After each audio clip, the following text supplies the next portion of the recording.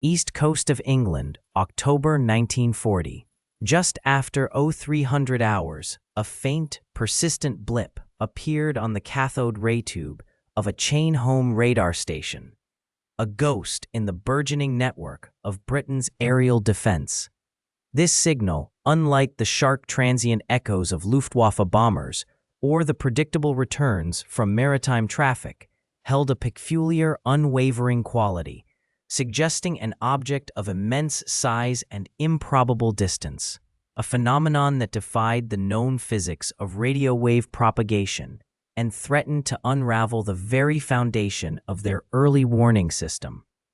If these anomalous signals were real, they represented either an entirely new class of enemy threat or a fundamental misinterpretation of their own technology, either prospect equally unnerving. The man observing this spectral return was Robert Watson Watt, the scientific advisor on telecommunications to the Air Ministry. Though on this particular night, he was acting more as an on-site troubleshooter. His initial impression, shared by the station's operators, was one of equipment malfunction, a stray internal reflection, or perhaps atmospheric interference, a common enough nuisance in the nascent field of radar.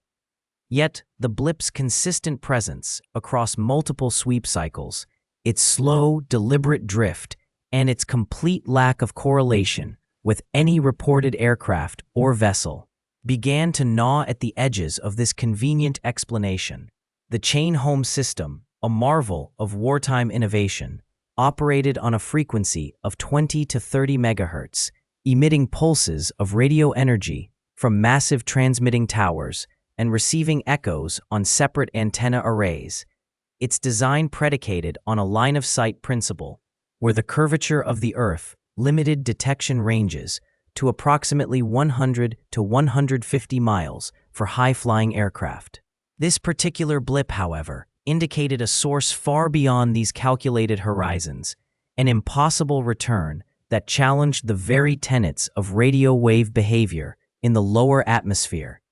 The system comprised 200-foot steel towers, each broadcasting at a peak power of 350 kilowatts, its pulses traveling at the speed of light, reflecting off metallic objects and returning as faint whispers to the sensitive receivers. Watson Watt, a physicist by training, understood the theoretical limitations of his creation better than anyone. He had championed the development of radar from its theoretical inception, guiding it from a laboratory curiosity to a frontline defense mechanism capable of detecting incoming bomber formations at ranges sufficient to scramble RAF fighters. The system's ability to provide bearing and range information had been instrumental in the Battle of Britain, turning the tide against the numerically superior Luftwaffe. Now, this inexplicable blip threatened to undermine the very confidence placed in these carefully calibrated instruments, introducing an element of doubt into every critical decision. The blip persisted for several hours, a faint, unwavering mark on the phosphorescent screen, a silent testament to an unknown presence. It exhibited none of the characteristic scintillations or fluctuations associated with atmospheric ducts or ionospheric reflections, phenomena Watson Watt had extensively studied. Its signal strength, while weak, remained remarkably stable, suggesting a large, coherent reflector, yet one that moved with a stately indifference to the conventional laws of radio propagation. The implications were profound. Either the enemy possessed a technology capable of cloaking their approach from conventional radar, or the British had stumbled upon a natural phenomenon that could either aid or fatally compromise their defensive capabilities. The blip, an impossible signal, became a singular point of focus, demanding an explanation that lay beyond the established scientific dogma. The initial reports, filed with a meticulous hand by the young technician, detailed a persistent, anomalous return on the radar scope. It was not the crisp, fleeting signature of a passing vessel, nor the diffuse, shifting pattern of weather.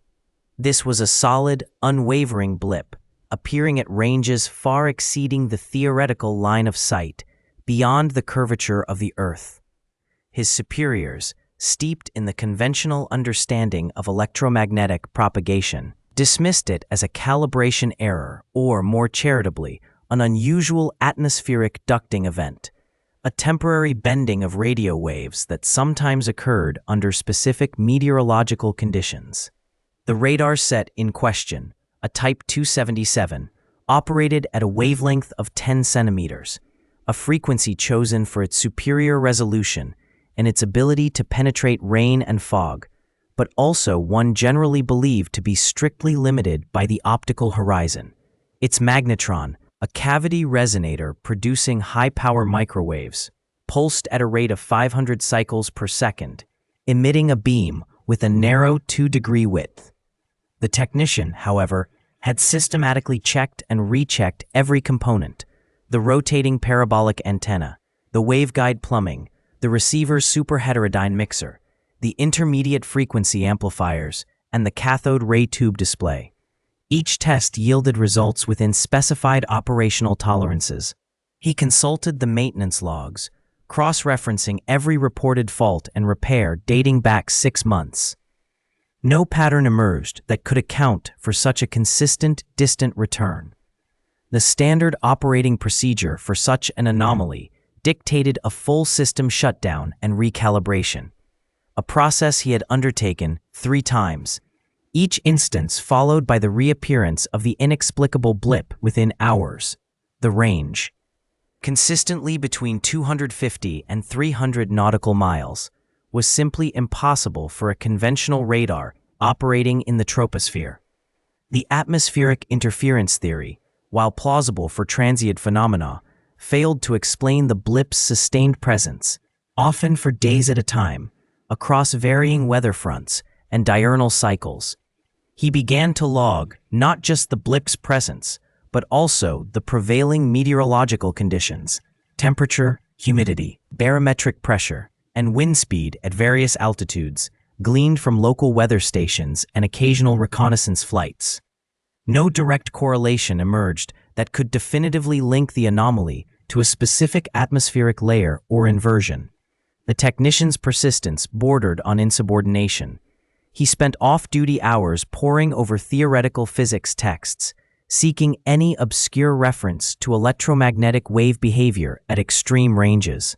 He experimented with minor, unauthorized adjustments to the antenna's elevation, tilting it fractionally downwards, then upwards, observing the blip's response. It remained, steadfast, a ghost in the machine that refused to be exorcised by conventional means.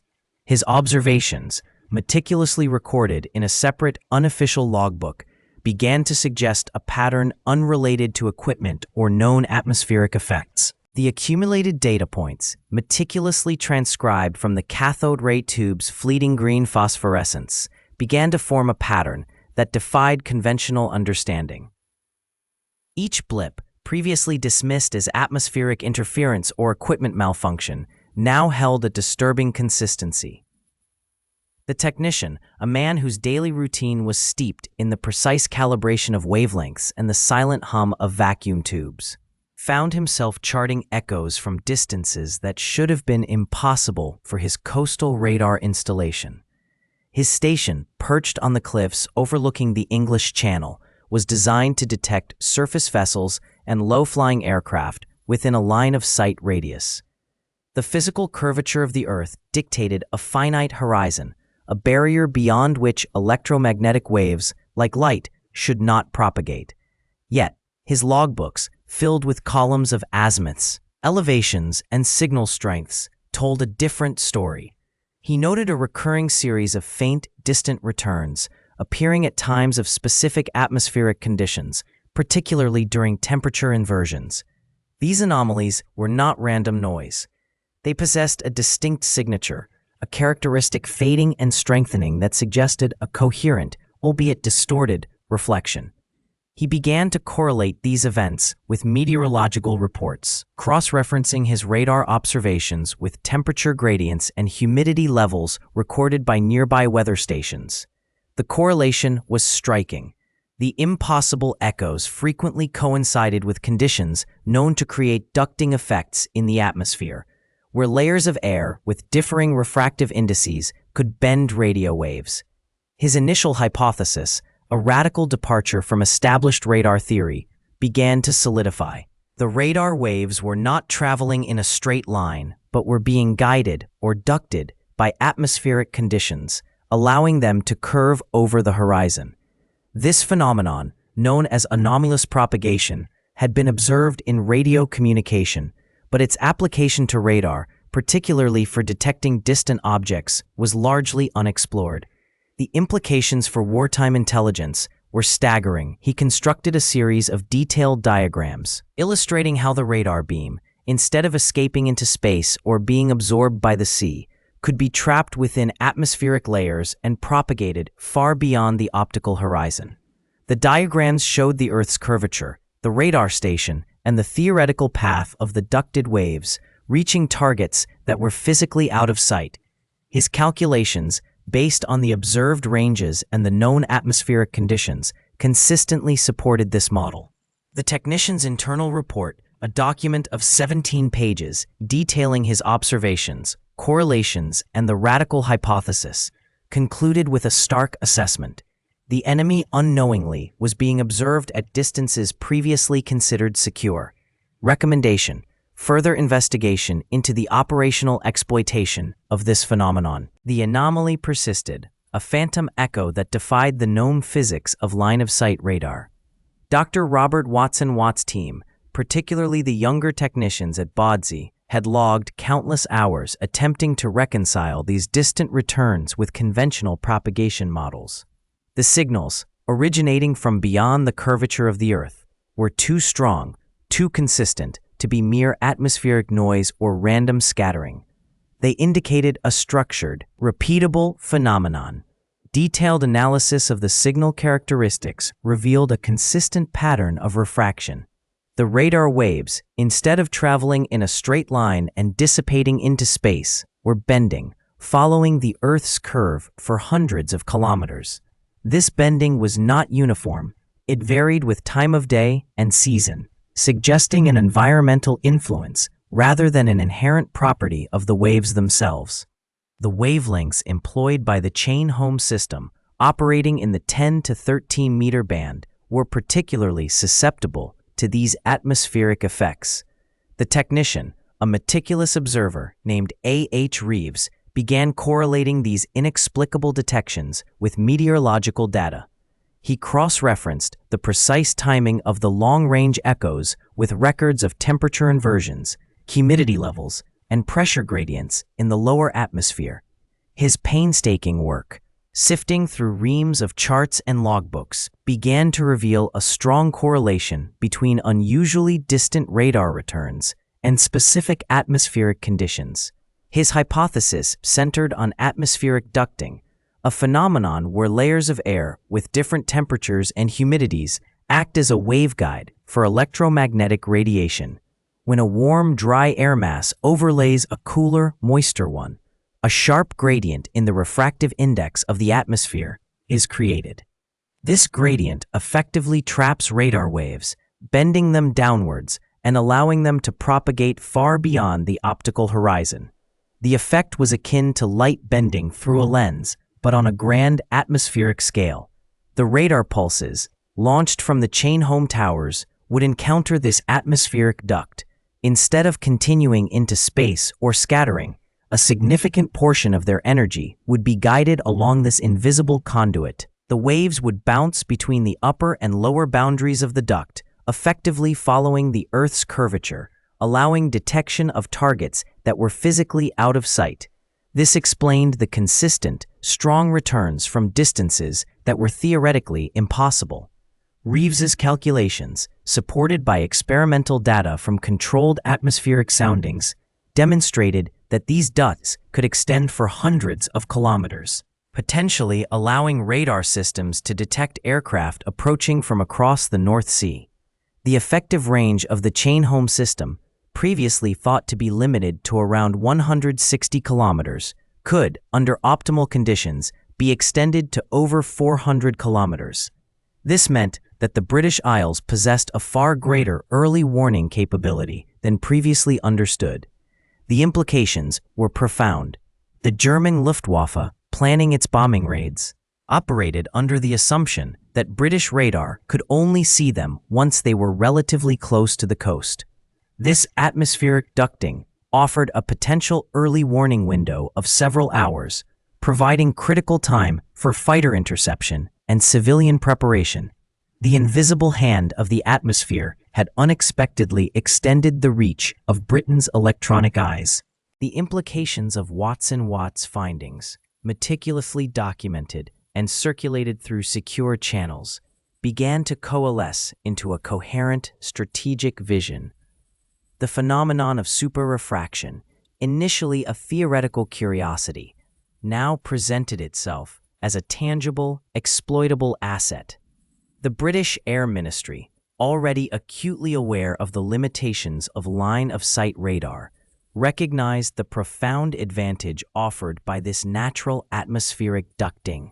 Damage reports from the early days of the Blitz had repeatedly highlighted the critical need for extended warning times.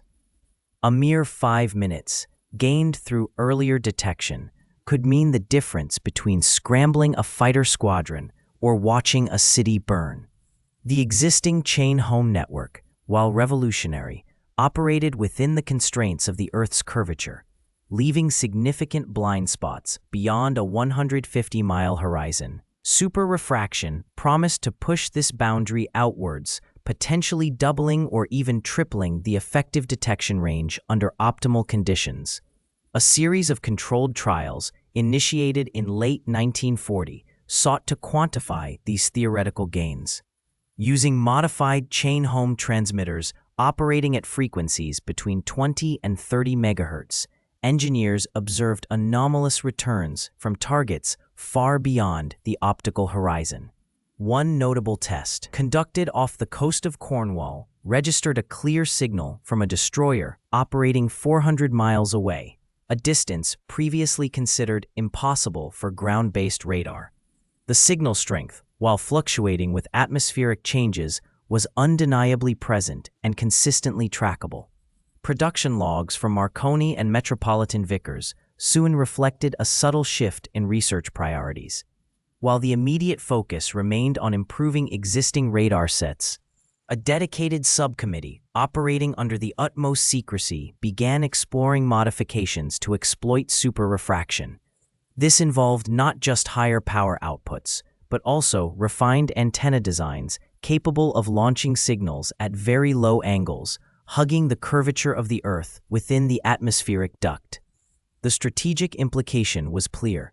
A nation could gain an unprecedented early warning against approaching air fleets or naval incursions, buying precious minutes for defensive preparations.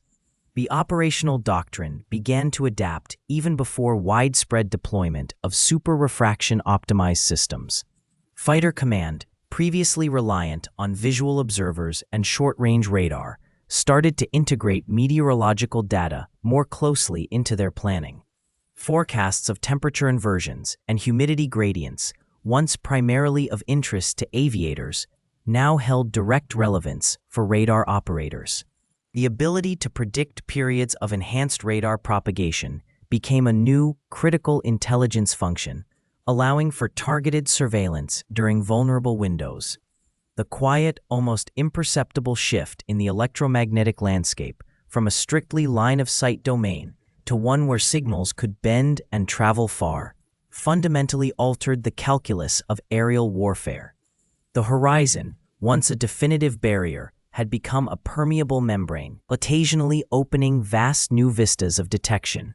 The unseen became at times visible. London, late 1943. Dr. Robert Watson Watt, head of the Telecommunications Research Establishment, listened patiently, his customary pipe unlit. The young technician, Dr. William Penley, presented his findings with a nervous energy, his diagrams of atmospheric ducting and ionospheric refraction covering the meeting room's chalkboards. He spoke of radar waves bending, hugging the Earth's curvature, extending ranges far beyond the optical horizon, far beyond the established line-of-sight limitations of conventional radar. The room held a collection of the British scientific and military elite, their faces ranging from polite interest to outright incredulity. Air Marshal Sir Philip Joubert de la Ferté, Director of Coastal Command, shifted in his seat, his skepticism palpable. He had seen countless theoretical proposals, many promising miraculous breakthroughs, few delivering. The idea of detecting enemy aircraft or ships hundreds of miles away, hidden by the Earth's curve, seemed to defy the very laws of physics as they understood them in practical application. One senior physicist, Dr. Edward Appleton, renowned for his work on the ionosphere, raised a hand. He acknowledged the theoretical possibility of certain atmospheric conditions creating such ducts, but questioned their consistency, their reliability for operational use. He spoke of transient phenomena, of unpredictable weather patterns, suggesting that any such detection would be fleeting, a momentary ghost on a screen, impossible to track or act upon. The sheer power required for such extended ranges, he argued, would be immense, beyond current capabilities. Penley countered with data from specific anomalous radar returns, correlating them with meteorological observations. He presented detailed calculations of signal strength attenuation and atmospheric refractive indices, demonstrating that under certain, albeit specific, conditions, the effect was not only possible, but demonstrably occurring. He pointed to the unexplained long-range contacts reported by some coastal radar stations, previously dismissed as equipment malfunctions or false positives, now reinterpreted as evidence of over-the-horizon propagation. The military strategists present, accustomed to the finite, measurable ranges of their existing radar systems, found the concept disorienting. Their tactical planning, their defensive perimeters, their entire understanding of aerial and naval engagement was predicated on a clear, calculable line of sight. To suggest that an enemy could be observed and potentially targeted from a distance that rendered traditional intercept procedures obsolete introduced an unsettling uncertainty into their established doctrines. The implications for surprise attacks, for the movement of convoys, for the very nature of air superiority were profound and to some alarming. Watson Watt, a man who had himself faced skepticism when first proposing radar's viability, understood the resistance.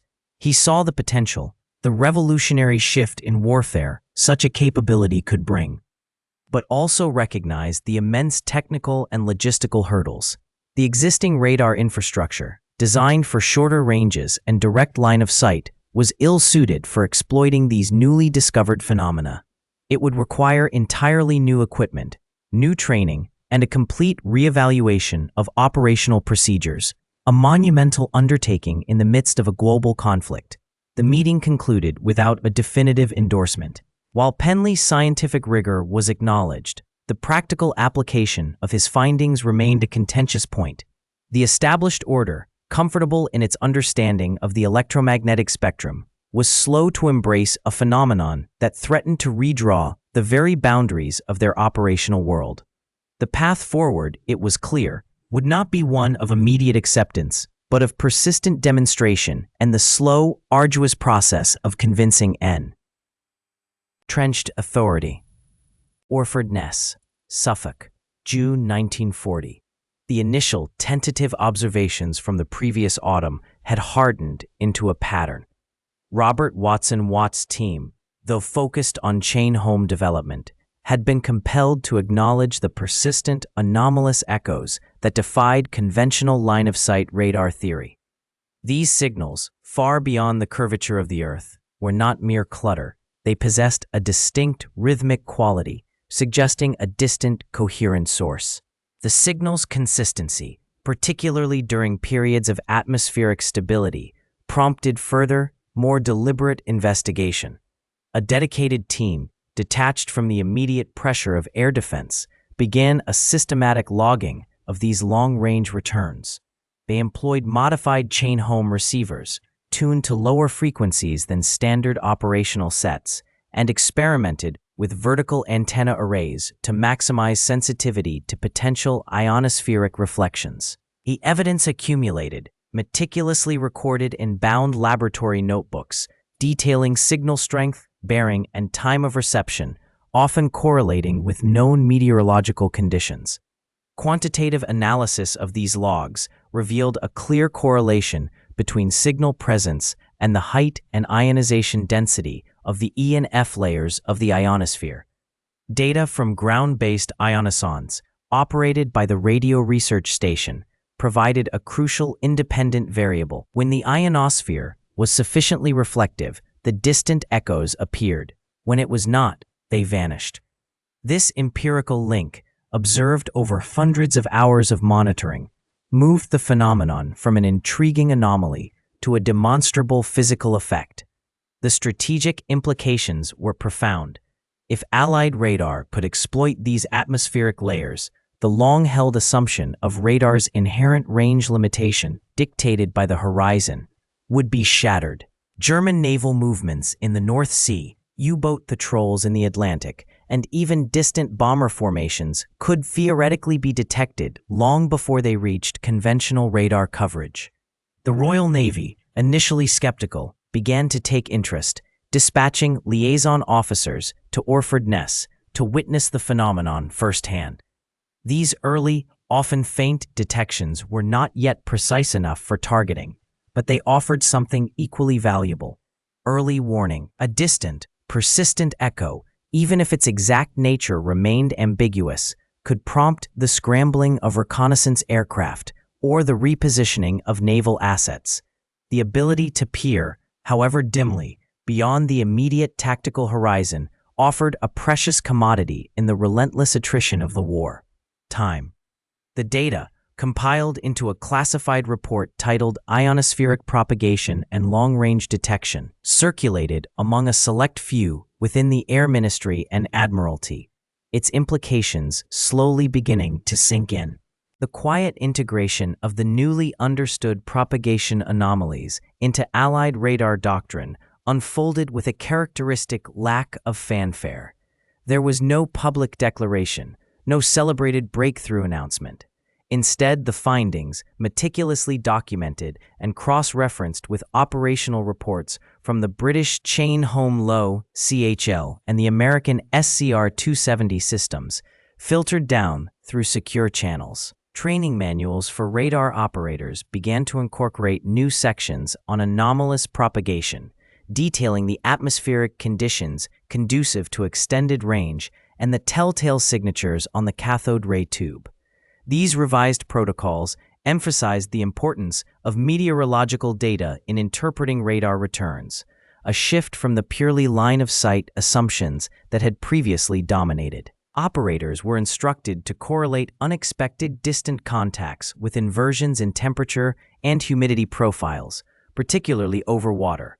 The daily weather forecasts, once primarily for air crews, now held critical implications for coastal radar stations, influencing their vigilance levels and the interpretation of ambiguous blips. This integration was less about a new piece of hardware and more about a refined understanding of the existing technology's interaction with the natural world.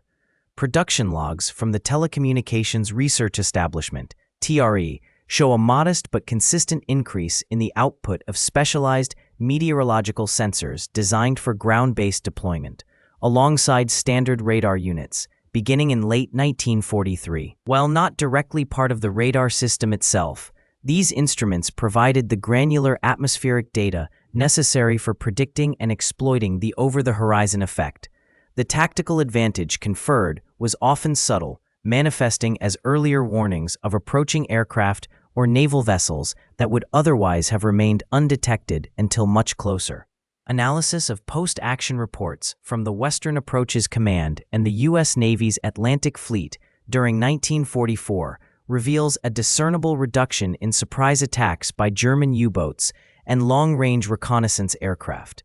While individual incidents rarely attributed success solely to anomalous propagation, the cumulative effect of improved early detection contributed to a more robust defensive posture.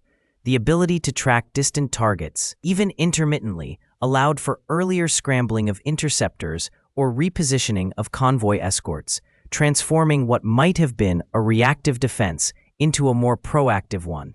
The technical specifications of newly deployed radar units, such as the AN/APS-2 airborne radar for maritime patrol, began to include design considerations for optimizing performance under varied atmospheric conditions, a direct result of the deeper understanding of wave propagation. While the fundamental principles of radar remained unchanged, the practical application was subtly yet profoundly altered.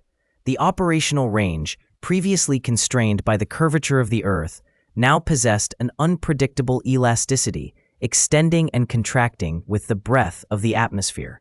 This quiet revolution in radar interpretation meant that the Allies were, at times, seeing beyond the horizon, not through a new invention, but through a deeper comprehension of the physics governing their existing tools. The radar scientists' discovery, though unheralded in public, became an embedded layer of tactical intelligence, a silent guardian in the vast, contested spaces of air and sea. The production figures for the SCR-584 ground-controlled interception radar, a system that greatly benefited from these insights, reached 1,500 units by VE Day, each capable of exploiting the newly understood atmospheric pathways.